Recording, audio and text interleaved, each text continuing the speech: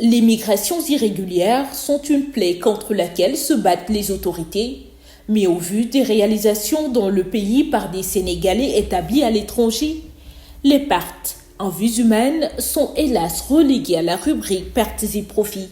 Cette marieuse dans le quartier de Yoff à Dakar a 2 de ses fils qui ont émigré en France. Leur situation aujourd'hui est bien meilleure que lorsqu'ils étaient au pays. Mes fils sont des pêcheurs. Ils n'arrivaient même plus à gagner de quoi subvenir à leurs besoins.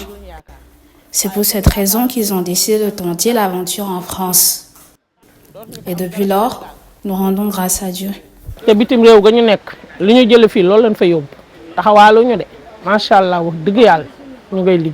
Tous les Sénégalais ne migrent pas que pour des raisons économiques. Certains sont à la recherche d'un meilleur enseignement ou veulent se former dans des universités étrangères. Moustapha Sen est ingénieur en eau et assainissement. Il développe au Sénégal et dans la sous-région un système de toilettes intelligentes. Son savoir-faire, il l'a acquis à travers des formations au Burkina Faso et au Japon. Au-delà de la formation très solide que nous avons reçue dans le secteur de l'eau et l'assainissement, cela m'a permis de connaître l'état de l'art, de la technologie, une meilleure connaissance du développement de l'industrie de l'eau et de l'assainissement. Ça m'a permis de développer mon réseau au niveau international. Le Sénégal n'est pas qu'un pays de départ de migrants. Il est aussi une terre d'accueil traditionnelle de populations d'origines diverses.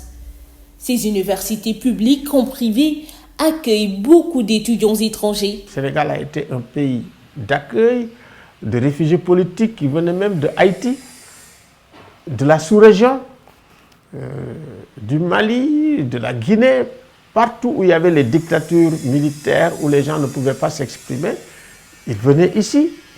Des Rwandais, réfugiés politiques ici, des Mauritaniens, j'en ai connu beaucoup à la RADDHO.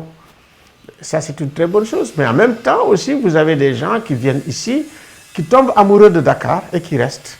Compte tenu de l'importance des migrations pour la survie, mais aussi le rayonnement du Sénégal, les gouvernements qui se sont succédés depuis 1960 ont tous cherché à les incorporer pour faire décoller le pays. De nombreux projets de promotion de l'emploi des migrants, d'amélioration de la gestion de la main-d'œuvre et de mise en œuvre d'un système efficace de gestion et de contrôle des Sénégalais vivant à l'étranger ont ainsi vu le jour. Sans compter les flux de population qui entrent et sortent librement du pays de la Teranga, une destination particulièrement prisée pour les touristes étrangers.